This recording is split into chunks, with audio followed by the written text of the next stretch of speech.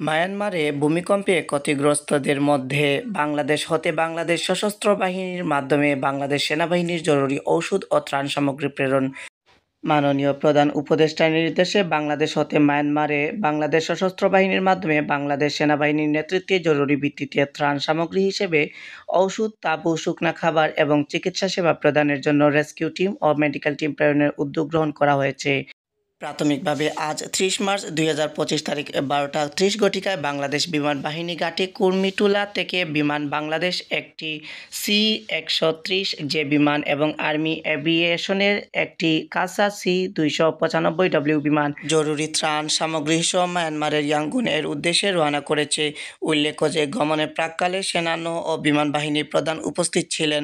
তারা মিয়ানমারে জরুরি সহায়তা প্রদানকারী দলের সাথে সাক্ষাৎ করেন এবং তাদের পূর্ব প্রস্তুতি পরিদর্শন করেন।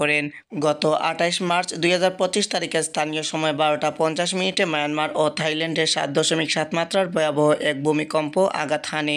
উক্ত ভূমিকম্পে মায়ানমারে অদ্যাবধি প্রায় ১৬০০ জনের অধিক নিহত এবং ৩,০০০ জনের অধিক আহত হয়েছেন বলে জানা যায়। মায়ানমারের বিভিন্ন অঞ্চলে উক্ত ভূমিকম্পের ফলে খাদ্য ও পানি, বাসস্থান সংকট এবং জরুরি চিকিৎসা সেবার অভাবে ভয়াবহ মানবিক বিপর্যয়ের সৃষ্টি হয়েছে। প্রতিবেশী দেশের মানবিক বিপর্যয়ে বাংলাদেশ মর্মাহত এবং তাদের সহায়তা প্রদানে বদ্ধপরিকর। উদ্ধার কার্যক্রমের জন্য বাংলাদেশ সেনাবাহিনীর ২০ সদস্যের একটি বিশেষজ্ঞ অনুসন্ধান ও উদ্ধারকারী দল এবং ফায়ার সার্ভিস ও সিভিল ডিফেন্স হতে ১০ সদস্যের একটি উদ্ধারকারী দল প্রস্তুত রাখা হয়েছে। এছাড়াও চিকিৎসা সেবা প্রদানের জন্য বাংলাদেশ সেনাবাহিনী কর্তৃক প্রয়োজনীয় প্রস্তুতি গ্রহণ করা হয়েছে। মায়ানমার সরকারের প্রয়োজন সাপেক্ষে পরবর্তীতে এই উদ্ধারকারী এবং মেডিকেল দলসমূহ প্রেরণ করা হবে।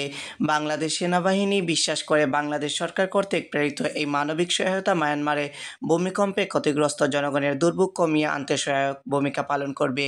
আগামী দিনগুলোতে সরকারের নির্দেশনা অনুযায়ী বৈশ্বিক যে কোনো প্রয়োজনে বাংলাদেশ সেনাবাহিনী আত্মনিয়োগের জন্য অঙ্গীকারবদ্ধ। হাবিবুর রহমান, জিএসটিভি নিউজ।